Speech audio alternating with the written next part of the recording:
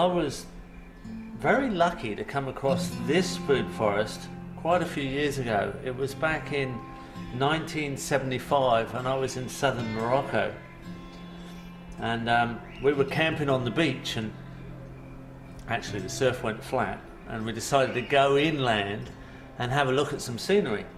And I came across this rather unusual view.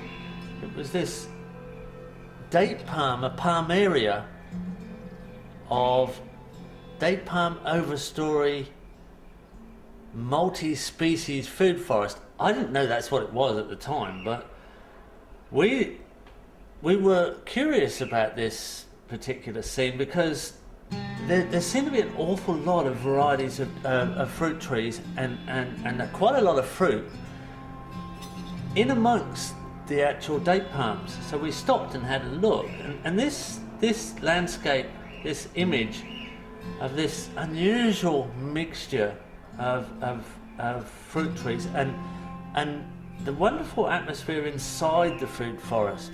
It was like a forest. It was cool, it was shaded, it was lush with a desert surrounding. It actually felt like you were going actually inside an organism. You were in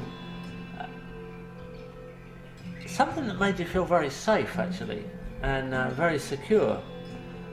So that stayed with me for quite a few years, and I often thought back about this site in southern Morocco. And when I started to work in the Middle East and realized the Dead Sea Valley was exactly the same climate, with bananas as one of the main crops, only grown under irrigation, I thought back to this system in Morocco which had bananas in the understory.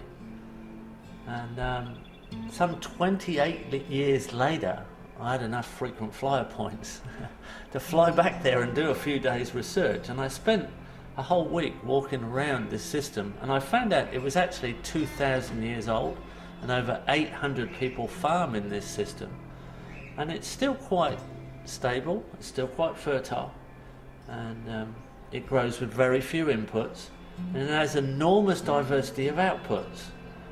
Date palms are the main overstory species, and then has an understory of olives, figs, pomegranates, guavas, citrus, mulberries, tamarinds, carobs, bananas. There are some quince, there are some grapes, and there are some small crops, and I've probably missed a few species. It's literally a classic oasis desert food forest, which are in their remnant form between North Africa and Central Asia. There are different varieties of this assembly of species, from the cool deserts to the hot deserts. And I believe this is the true image of an oasis. And it's a wonderful study. We have very large citrus trees in amongst the date palms, very large olives. In fact, the largest carob I've ever seen was at this particular site.